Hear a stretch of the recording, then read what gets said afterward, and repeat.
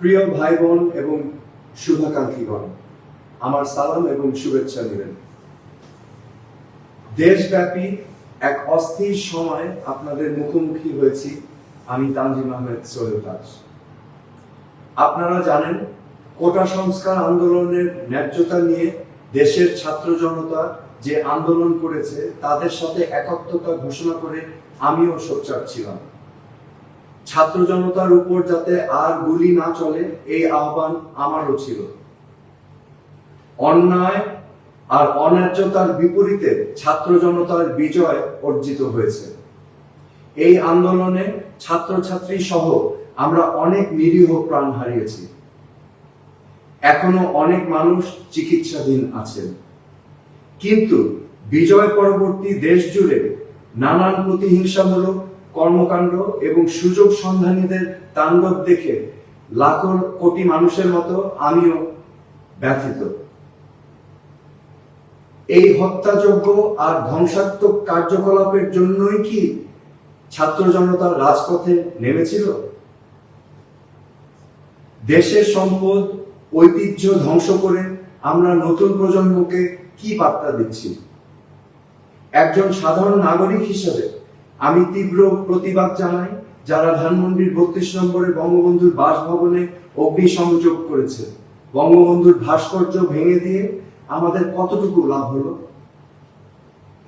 আইন শৃঙ্খলা রক্ষা বাহিনী অন্যায় করেছে, তার নিরপেক্ষ তদন্ত হোক, এটা আমরা সবাই চাই। কিন্তু সবাইকে কেন আমরা প্রতিহিংসার মুখোমুখি দাঁড় করাচ্ছি? আইন শৃঙ্খলা রক্ষাকারী বাহিনী ছাড়া কোন সভ্য সমাজ পরিচালনা করা সম্ভব না, এটা আমাদের মনে রাখতে হবে। আসছে অন্তর্বর্তীকালীন সরকারের কাছে আমার আকুল আবেদন, দেশের বর্তমান ধ্বংসাত্মক পরিস্থিতি থেকে সাধারণ মানুষের জানমাল রক্ষা করতে হবে। গেল কদিন দেশের নানা প্রান্তে ভিন্ন ধর্মের মানুষদের মন্দির গির্জায় আক্রমণ হয়েছে। অনেকের বাড়িঘর জ্বালিয়ে দেওয়া হয়েছে। অনেক মানুষ নিহত আর আহত হয়েছে। এর মধ্যে আওয়ামী লীগ সহ অনেক রাজনৈতিক প্রতিপক্ষ রয়েছে, তাদেরও ঘরবাড়ি জ্বালিয়ে দেওয়া হয়েছে।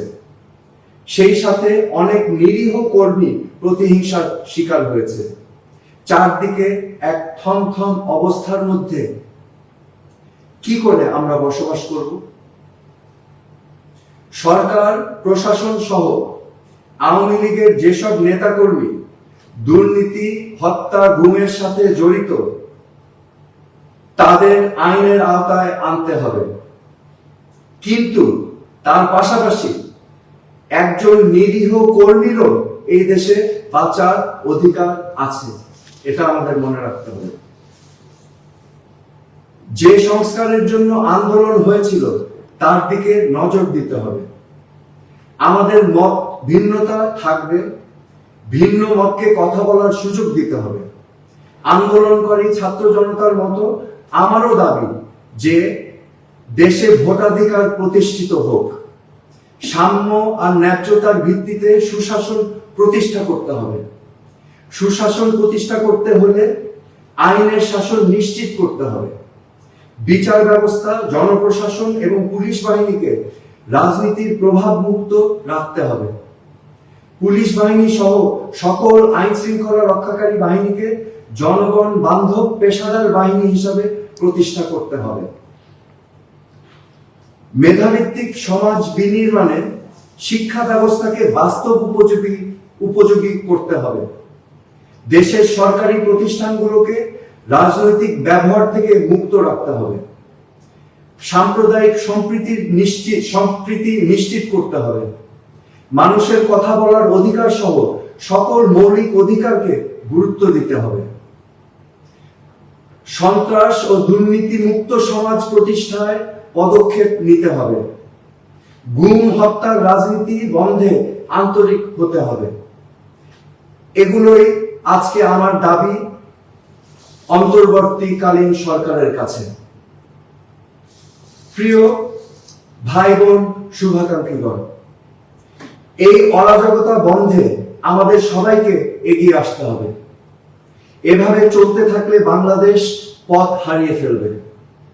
সম্মিলিতভাবে ছাত্র, জনতা, পেশাজীবী এবং সকল স্তরের মানুষকে নিয়ে আমরা যদি এই সংকট মোকাবেলা না করি, তাহলে বাংলাদেশ এক গভীর সমস্যার সম্মুখীন হবে। যে ক্ষতি হয়েছে তা কোনোদিন পূরণ করা সম্ভব নয়, কিন্তু এখনই সকল প্রতিহিংসার অবসান ঘটাতে হবে। আর যেন আমরা ক্ষতিগ্রস্ত না হই। কোটা সংস্কার আন্দোলনে একটি বার্তা স্পষ্ট যে বাংলাদেশের কোন শাসকই ইচ্ছা খুশি মতো দেশ চালাতে পারবে না। দেশে সুশাসন প্রতিষ্ঠিত না হলে আবারও দেশের তারুণ্য গর্জে উঠবে। নতুন বাংলাদেশ দেশের বিনির্মাণে আমরা তারুণ্যের এই দৃপ্ত প্রত্যয় যাতে মনে রাখি। কোন শাসকের অন্যায় মেনে নিবে না বাংলাদেশের ছাত্র জনতা সহ সকল নাগরিক। সকল হানাহানি বন্ধ করে আসুন সম্মিলিতভাবে দেশকে নতুন করে গড়ি। বাংলাদেশ আমাদের সবাই। আপনারা সবাই ভালো থাকুন, সুস্থ থাকুন। ধন্যবাদ। খোদা হাফেজ।